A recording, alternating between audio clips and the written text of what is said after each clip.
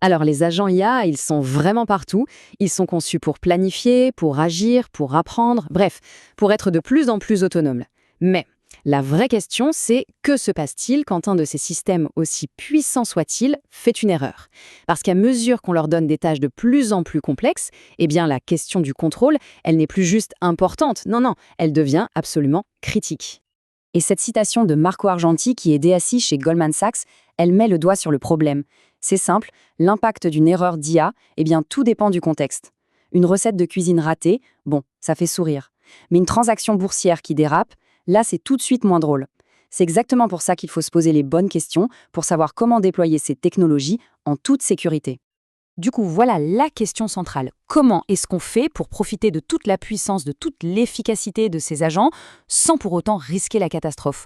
Comment on met en place des garde-fous vraiment solides pour éviter les erreurs qui coûtent cher? Eh bien, c'est exactement ce qu'on va décortiquer ensemble. Et ce défi, il porte un nom. C'est le dilemme de l'autonomie. C'est tout simple à comprendre en fait. D'un côté, on veut un agent super efficace qui travaille tout seul. De l'autre, on a besoin de la sécurité, de la garantie qu'un humain est là pour s'assurer que tout se passe bien.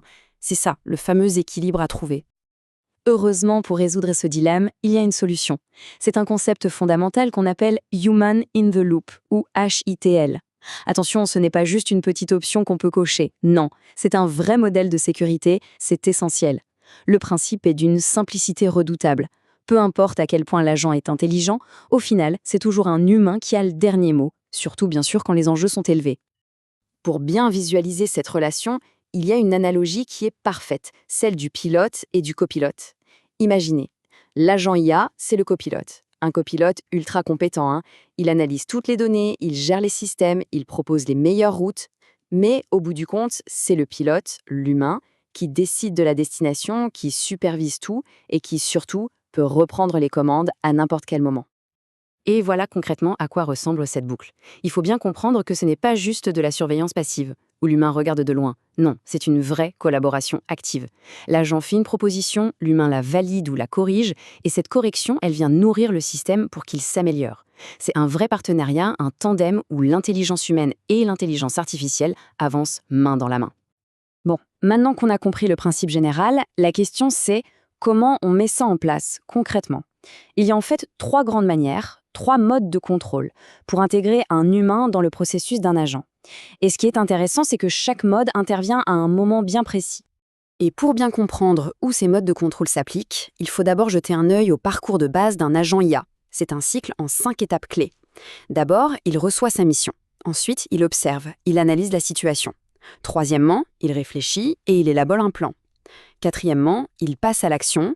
Et enfin, cinquième étape, il apprend de ce qu'il a fait pour s'améliorer. C'est dans ce cycle-là que l'humain va pouvoir s'insérer. Le premier mode, c'est l'approbation. Ici, l'humain, c'est le gardien. Pensez-y comme ça. L'agent fait tout le boulot en amont. Il analyse tout, il prépare un plan d'action super détaillé, et puis, juste avant de faire quoi que ce soit de concret, il s'arrête. Il présente son plan et il attend. Il ne bouge pas tant qu'un humain n'a pas donné son feu vert. Deuxième mode, l'intervention. Là, le rôle de l'humain change, il devient le superviseur. La grosse différence, c'est qu'on n'attend pas la fin. On intervient pendant que l'agent est en train de réfléchir. On peut littéralement voir son raisonnement, ce qu'on appelle sa chaîne de pensée, se dérouler sous nos yeux. Et si on voit qu'il commence à dérailler, à partir dans une mauvaise direction, ou même à halluciner, hop, on intervient. Et on le remet sur le droit chemin, en temps réel. Et on termine avec le troisième mode, le feedback. Cette fois, l'humain enfile la casquette de l'enseignant. L'intervention se passe tout à la fin, une fois que l'action est terminée. On va simplement évaluer la performance de l'agent. Ça, c'était bien, ça, c'était moins bien. Et ce retour, ce feedback, il n'est pas perdu. Il est stocké dans la mémoire à long terme de l'agent.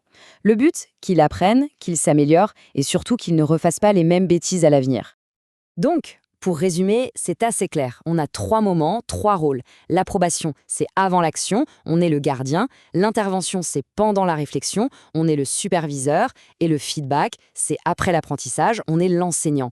En gros, on couvre tout le processus pour un contrôle à la fois total et intelligent. Ok, on a nos 3 modes de contrôle, mais la vraie question c'est, quand est-ce que leur utilisation n'est plus une option mais une obligation?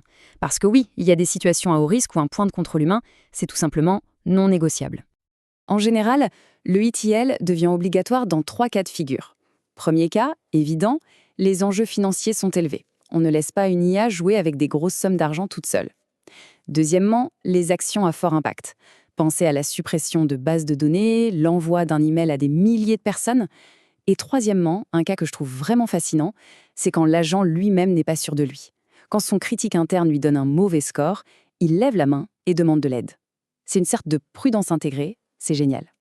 Allez, pour que tout ça devienne bien concret, prenons un scénario du monde réel. Il n'y a rien de mieux qu'un exemple pratique pour voir comment tout ça s'articule dans un environnement où on n'a pas le droit à l'erreur. Alors, imaginez un instant.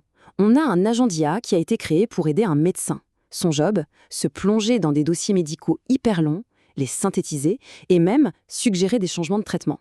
Franchement, en termes d'enjeux pour la sécurité et la santé de quelqu'un, difficile de faire plus élevé. Mais attention, pour que ça marche, pour que l'humain puisse vraiment jouer son rôle, il y a une condition sine qua non, la transparence. L'agent ne peut pas juste arriver et dire « Hey, je peux faire ça ?» Non.